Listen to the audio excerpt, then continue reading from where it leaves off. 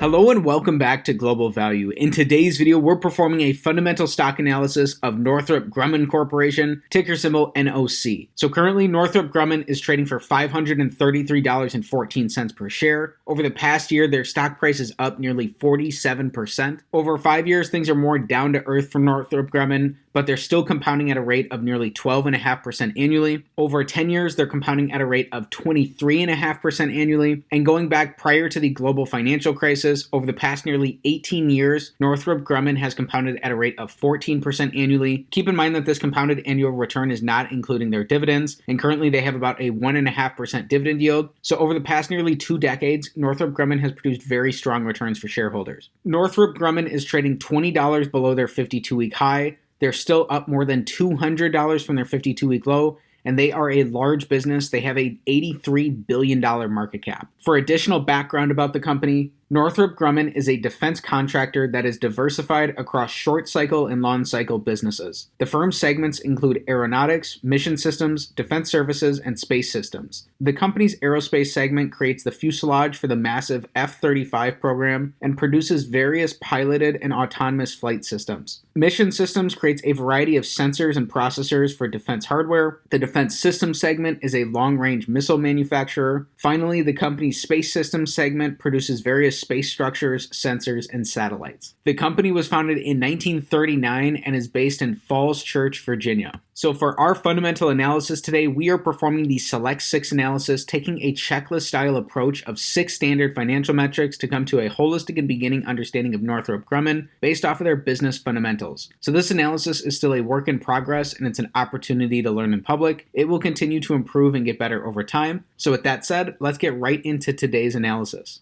Starting things off with metric number 1, we want their average return on capital over the last 5 years to be above 14%. So there are a couple of reasons for this. The first is that the average publicly listed business only earns about a 7% return on capital. And the second is that over the long run, over the course of decades, a stock is likely to return approximately what its underlying business returns, and these business returns are going to be captured here by return on capital. So when we combine those 2 points, so by looking for companies that are producing 14% returns on capital or greater, we can potentially build in some margin of safety for ourselves based off the overall quality of the business being about twice as good as that of an average company. Northrop Grumman's return on capital has fluctuated somewhat over this time. Since 2019, things have been on the uptick for them. Over their last 12 months, they've produced more than 25.5% returns on capital, and averaged out over the last 5 years, they're producing about 18.5% returns on capital. So pretty solidly above that 14% mark we were looking for, and more than 2.5 times better than that of an average business. So this is a check to start things off on metric number 1. Metric number 2, here we're taking a high-level overview of the cash coming into their business.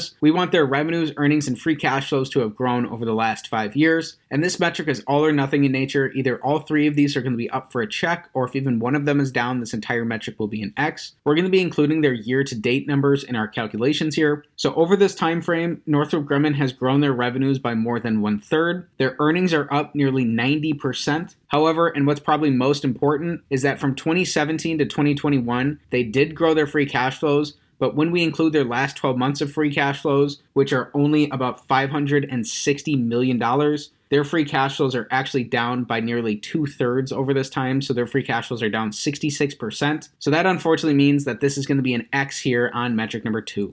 Metric number 3 is going to be building off of the previous metric, but here we're taking the perspective of an individual shareholder in the business by looking at Northrop Grumman on a per share basis. So we're looking for earnings per share growth over the last 5 years. We learned that in the last metric, Northrop Grumman has grown their earnings by more than 90% over this time. Coupling that with the fact that Northrop Grumman has repurchased about 11% of their shares outstanding over the last 5 years, this means that their earnings per share have more than doubled over this time, including their last 12 months of numbers. This is very strong earnings per share growth for existing investors, and this is a check on metric number 3. Part of the reason their share buybacks are so important is because when you purchase a share of stock, what you're really buying is a fractional ownership percentage in that underlying business. And so when a business buys back shares, they're increasing your ownership percentage of the business, which is ultimately going to increase the percentage of the business's profits that you're entitled to as a shareholder. So over the last 5 years, not only has Northrop Grumman increased the percentage of the business's profits that you're going to be entitled to as a long-term shareholder, they've also increased their earnings profitability as well. So far through our first 3 metrics, we have 2 checks and 1 X. Metric number 4 is going to be very similar. Here we're looking for 5-year free cash flow per share growth. So again, while it looks like they've grown their free cash flows per share from 2017 to 2021, over their last 12 months, they're only bringing in $3.57 worth of free cash flow per share. So even with their 11%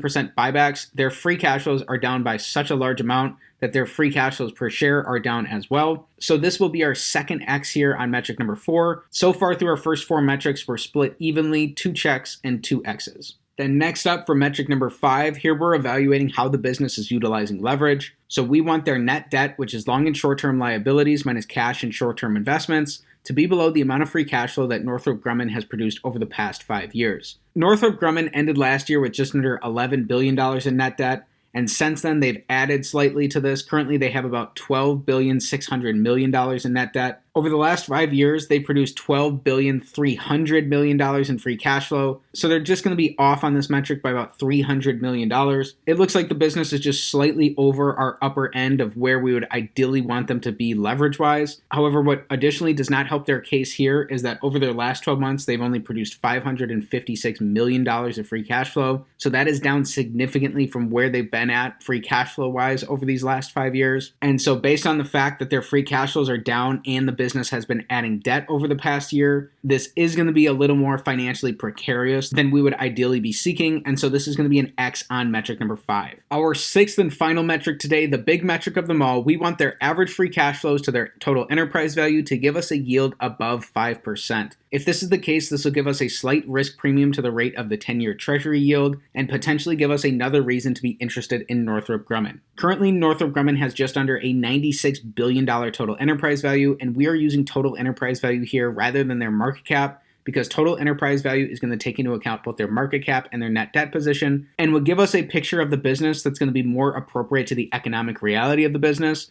That's going to be more similar to as if Northrop Grumman were a private company. Again, right now they have about a $96 billion total enterprise value, and we learned that over the last 5 years, they produced $12.3 billion of free cash flow. This means that in an average year, Northrop Grumman is producing about $2.5 billion of free cash flow. So when we divide their $2.5 billion of average free cash flow by their $96 billion total enterprise value, that's only going to give us a 2.6% average free cash flow to enterprise value yield. This is going to be about half of that 5% mark we were looking for, and a couple of percentage points below the yield of the 10-year Treasury currently. And so this is going to be another X here on metric number 6. Additionally, it doesn't bode well for the business that over their last 12 months, they've only produced $556 million worth of free cash flow. And so to get a current free cash flow to enterprise value yield for the company, when we divide their $556 million of their last 12 months of free cash flow by their total enterprise value, that is only going to give us a 0.6% current free cash flow to enterprise value yield. So that is well below where the rate of the 10-year Treasury is at right now. And that likely means that from today's valuations, there's a lot of rebounding of their free cash flows being priced into the business. Keep in mind that this is only one data point out of these 6 metrics that we've looked at so far, and that this type of analysis is meant to be taken in holistically, and that it's not financial advice. Then here we're looking at Northrop Grumman's dividend profile. Currently, Northrop Grumman is paying out a 1.5% dividend yield. So in all 5 of these fiscal years, they've increased their dividends per share, and they've had more than enough cash flows to support their dividends. However, that story changes over their last 12 months.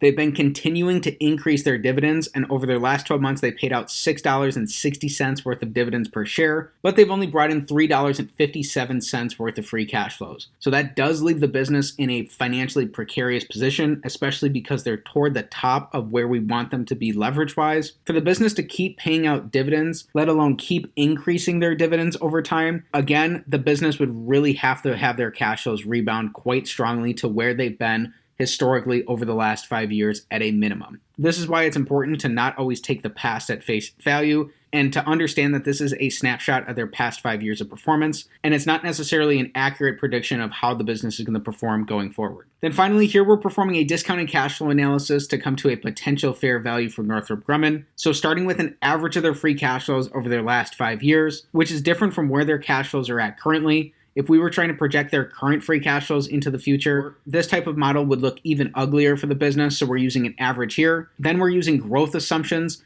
based off of Northrop Grumman's abilities to grow their free cash flows over the past 10 years. So these are assumptions that you need to confirm or disconfirm for yourself whether or not these are going to be potentially applicable for the business to give us a baseline estimate going forward for Northrop Grumman. Then if we use a growth stage over the next 10 years where they grow their average free cash flows at a rate of 9.3% annually, and then a terminal stage for the 10 years out after that where that growth rate is cut in half. We're not adding in their tangible book value because that's going to be skewed based off of the company's buybacks and how accounting is done for those buybacks. If we were looking for a 10% rate of return from Northrop Grumman today, then based off of this model, a potential fair value for the business is around $219 per share. So that is less than half of what their current stock price is at. Keep in mind that there's a wide margin for error here, and that a discounted cash flow model, just like any other model in any other discipline, is going to have its outputs be very sensitive to its inputs. And so ultimately, you're just going to need to do deeper work to learn more about the business, to tweak this model, and to determine accurate and realistic inputs for Northrop Grumman. Based off of those same historical growth assumptions, from today's valuations, it looks like the business would basically be flat, as it looks like the company would only be returning about 1% annually. And given their 1.5% dividend yield right now, this would mean that their share price would actually trend down by about 0.5% each year while you're getting those dividends. So again, these are based off these historical growth assumptions that you need to do your own homework on. This type of analysis is not financial advice. It's not a buy or sell recommendation of any security. And before considering any potential investment decision, please consult with the properly licensed and registered financial and legal professionals. So in summary, Northrop Grumman checks the box on 2 out of 6 metrics. They're earning average returns on capital that are well above that of an average business, coming in at about 18.5% annually. Over their last 5 years, while they have grown revenues and their earnings are up as well, their free cash flows have declined by more than 2/3. So even though they bought back 11% of their shares outstanding over this time, their earnings per share are up, but their free cash flows per share are down. Then because of some of this roughness in their free cash flows, it looks like the business is toward the top end of the leverage that they could comfortably employ. They were a little bit more overly levered than the metric we were looking for, and that would not have been well supported if we were going off of their last 12 months worth of free cash flow. So then on both an average and a current basis for their free cash flows compared to their enterprise value yield, it does not look like Northrop Grumman is giving us the potential risk premium that we'd ideally be looking for compared to the yield of the 10-year treasury rate. Also looking at their dividend profile, while they managed to comfortably support and increase their dividend in all 5 of the previous fiscal years, that is a different story over their last 12 months, as their cash flows have fallen down below the amount that they're paying out as dividends annually. So assessing Northrop Grumman as a business is really going to be dependent on where you think their cash flows are going to be at over the next 5, 10, 15, 20 years, and how the business would be able to rebound from these low cash flows that they're at currently compared to where they've been historically. Finally, performing a discounted cash flow analysis of the business based off of historical growth assumptions over the past 10 years for their average free cash flows. And again, these are assumptions that you need to do your own homework on and determine for yourself whether or not these are going to be potentially accurate and applicable going forward. That from today's valuations, Northrop Grumman looks like it would only be returning about 1% annually over the next 20 years, which because of their dividend yield, would actually mean that the company's share price would be declining over this time. If you were looking for a potential 10% rate of return going forward annually from Northrop Grumman, you would have to wait for the business's stock price to come down by quite a bit. The last time their stock price was even within hailing distance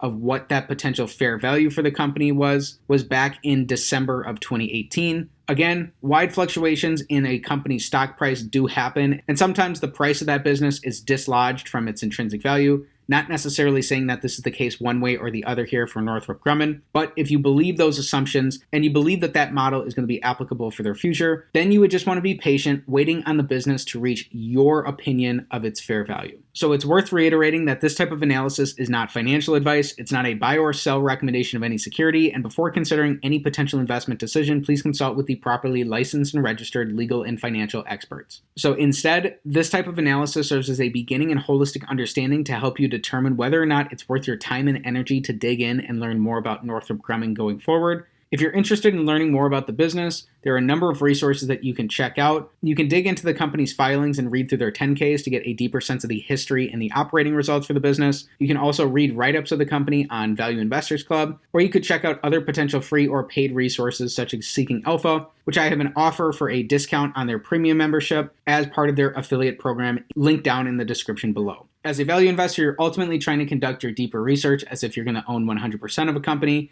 and you can truly understand the underlying essence of that business and understand what's important and what's not for that company going forward. Through this deeper research, you'll learn more about the qualitative and the quantitative aspects of Northrop Grumman, and you'll be able to determine for yourself what a potentially appropriate intrinsic value for the business will be. So with that said, that's it for today's fundamental stock analysis of Northrop Grumman Corporation, ticker symbol NOC. If you enjoyed today's video, please be sure to like the video, subscribe to the channel for more stock analysis videos, and comment down below what business you want me to take a look at next time. Thanks for learning about Northrop Grumman with me, and have a great day.